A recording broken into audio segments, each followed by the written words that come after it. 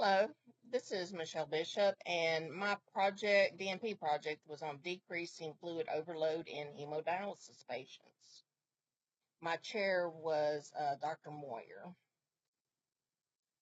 The problem is hemodialysis patients do not get adequate education with follow-up to help manage fluid overload. Now, this necessarily isn't the clinic's fault or the nurse's fault.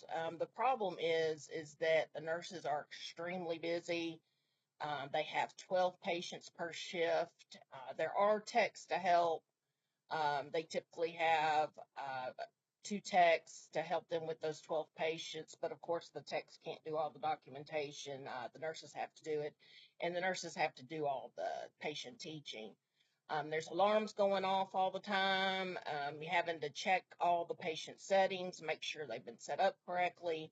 There's a lot going on, and it's really hard for a nurse to really concentrate on providing education to these patients throughout the process. They try to do it in short tidbits here and there, but it's hard to do it being uninterrupted. Hemodialysis patients who get fluid overloaded tend to suffer from shortness of breath due to the pulmonary edema, and then a long-term complication is congestive heart failure. The purpose of this project was aimed to educate hemodialysis patients on problems associated with fluid overload, to decrease their intradialytic weight gain, which I will refer to as IDWG, decrease their blood pressure, which will be BP, and then decrease hospitalizations. The PICO question was, do dialysis patients who participate in a more progressive education program with follow-up by an advanced practice nurse concerning healthy lifestyle, self-care, and fluid management have better self-management of fluid status, lower blood pressure, and less hospitalization? The background, the scholar is an acute care dialysis nurse at a local hospital. We see many hemodialysis patients regularly for problems associated with fluid overload. The project was performed at an outpatient hemodialysis clinic in the Mid-South area. The clinic has approximately 150 patients that are seen 3 times a week. The significance: having a APN provide regular education to patients with follow-up, especially follow-up after a hospitalization, would help improve patient compliance, help overwhelm nursing staff and dialysis centers, decrease healthcare and Medicare costs by decreasing hospitalization. The patient comfort would be improved, and there would be a delayed development of congestive heart failure.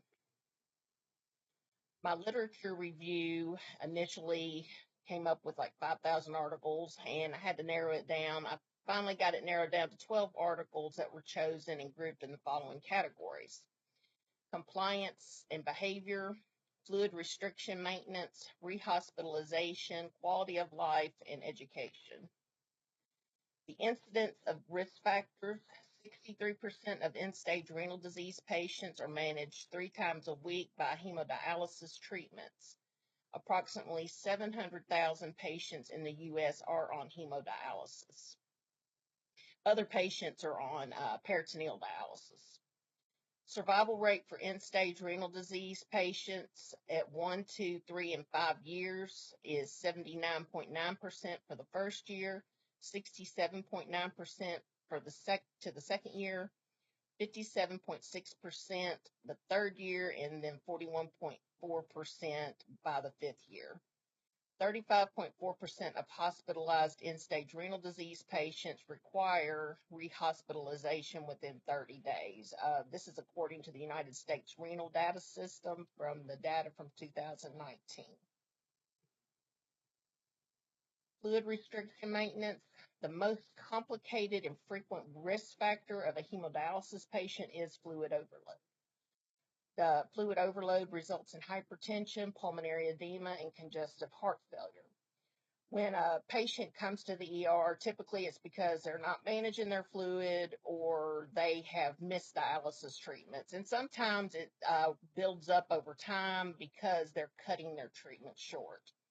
So They come in, they can be extremely hypertensive. Many of them require a cardine drip. Many require an ICU stays. Some even require non-invasive positive pressure ventilation or even intubation.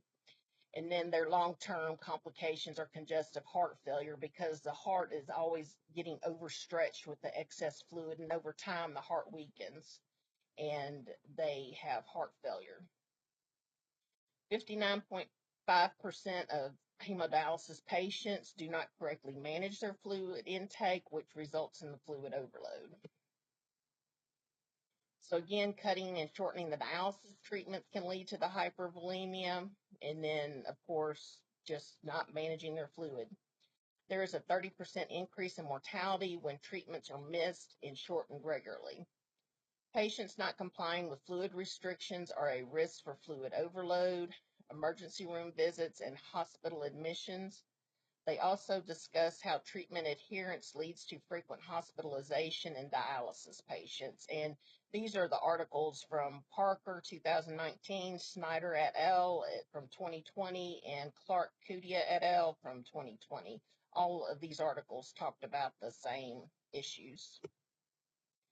The educational methods I used in this project was the teach-back method. The teach-back method gives patients an increased sense of responsibility and self-awareness because their ability to perform self-care behaviors yields better outcomes and improved quality of life. And this is backed up by studies by Ebony et al. 2020 and Rahmani et al. 2020. Motivational interviewing was utilized in studies by Russell et al. And Okay and Kutlu from 2021, which resulted in improvement in patient compliance and outcomes, resulting in improved quality of life. The primary goals of renal failure patients are fluid restrictions, number one. Dietary restrictions are very important also because sodium, when they're having too much sodium, it makes them more thirsty. They drink more fluid and they retain more fluid. So it's just a double sword, making their fluid retention worse. Taking prescribed medications. Some of them don't take their blood pressure medicines like they should, and then they get extremely hypertensive. And then just following their scheduled dialysis treatments. So many times when I have patients come in the hospital, they say they didn't go to dialysis because they didn't feel good.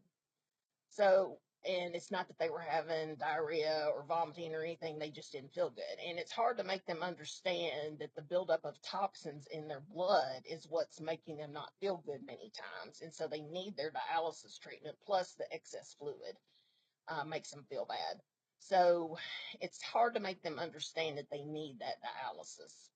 And then sometimes they just come off their treatment early because they're not feeling good. If their blood pressure drops, it makes them not feel good, and they want to come off. Hypervolemia is a major complication of renal failure patients, which leads to hospitalization due to the difficulty breathing. And it also leads to edema, hypertension, increased strain on the heart, and hospitalization. And this was discussed in multiple articles. The inclusion criteria of my project, the patients had to be 18 to 80 years old. The EMR documents that the participant had been in the dialysis clinic for more than 90 days with a diagnosis of AKI or ESRD, which is acute kidney injury or end-stage renal disease. And the reason for the 90-day period is it gives the patient who has newly been diagnosed a chance to adjust to the new lifestyle. It is very overwhelming and very stressful for them. And the clinic does provide some education to them, but I think many times during the stressful time, they are not comprehending these things because when at the hospital, when I ask them if they know this information, they say they've never learned it. So I really think they're not comprehending it. Because when I talk to the clinic, they say that they're giving this education in this first 90 days. The patient agreed to an education time of 30 minutes during the scheduled dialysis treatment is an inclusion criteria. and the patients could follow instructions or had a significant other who assisted in the care that could help follow the instructions. The exclusion criteria, they were under 18 or over 80. They were a new start less than 90 days. They had been on hemodialysis for over 6 years. They could not follow simple instructions. They were a prisoner or incarcerated, and they did not agree to the education. My budget, the only out of cost I had were for some pens, mileage, wear and tear on my car, and some refreshments for the participants. The total cost was $211.32. The dialysis company supplied paper, copies, educational literature, computers, the EMR, and the space and utility cost. The methods of evaluation, pre-education audit was performed before the teaching began to kind of get a baseline of how the patients perceive their own fluid and dietary compliance. 78 patients agreed to participate.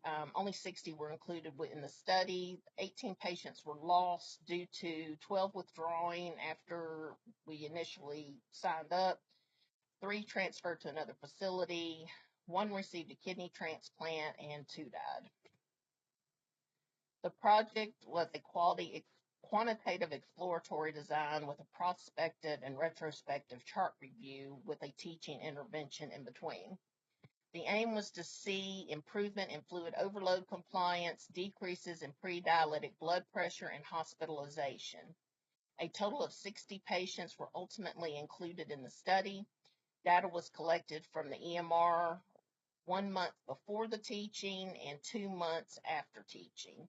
The delay of the 2 months allowed time for patients who will initially do maybe 2 weeks doing good and then go back to their old habits.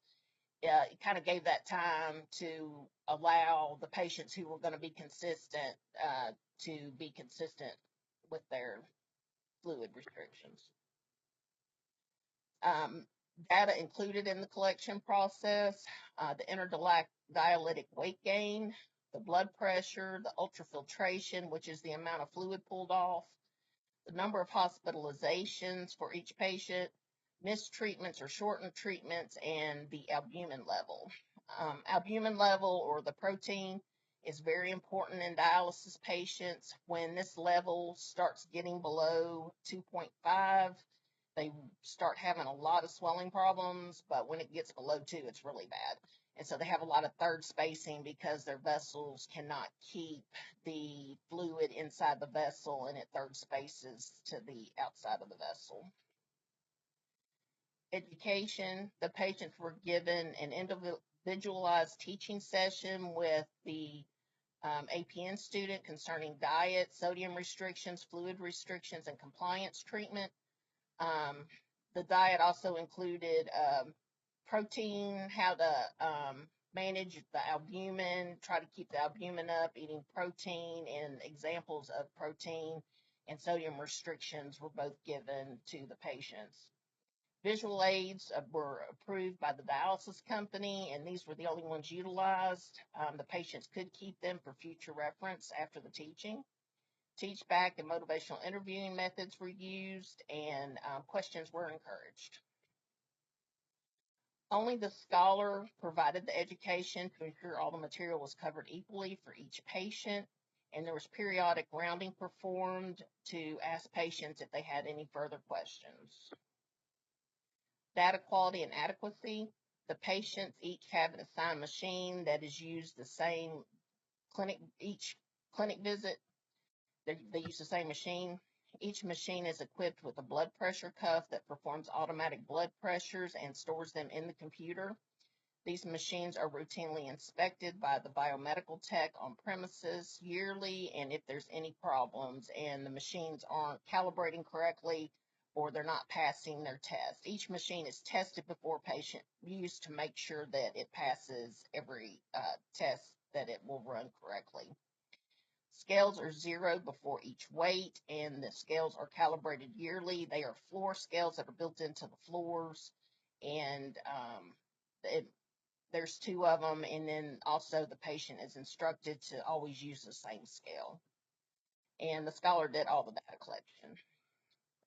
There is a larger population of African American patients due to the higher incidence of diabetes and hypertension in this population.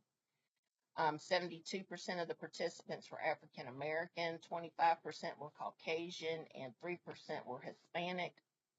According to the National Institute of Health and National Institute of Diabetes, Digestion, and Kidney Disease 2019 report, 6,437 persons per million with renal failure are African American.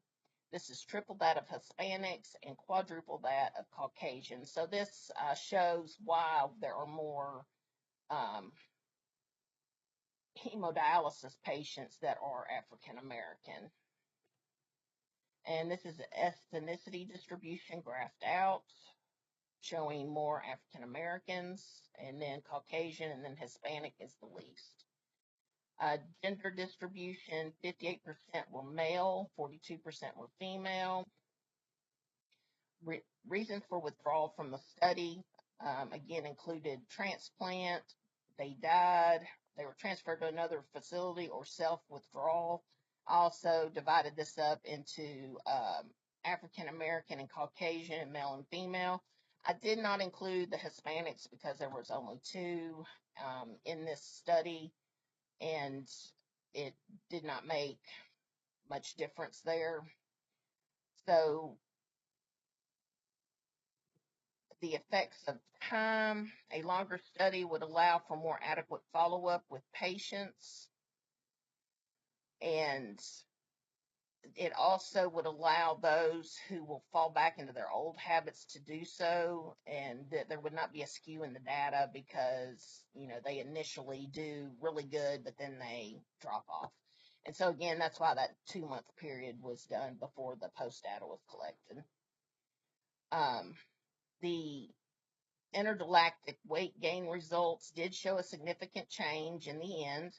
The p-value was 0.0463. And this is the changes noted from the pre-education and post-education data. Went from 12% that kept their weight less than 3 kilograms. And in the post data, we went up to 23% kept their intergalactic weight gain less than 3 kilograms. And again, it was found to be significant. On blood pressure changes, it was a significant result with a p-value of 0.0381. And on the graph, the pre-education, there was a 15% with blood pressures within good range, and we went up to 28% post-education. The hospitalization results were not significant. The p-value was 0.1546, and the interpretation was there is a significant decrease in compliance regarding decreasing intergalactic weight gain and blood pressure, and not a significant change in hospitalizations.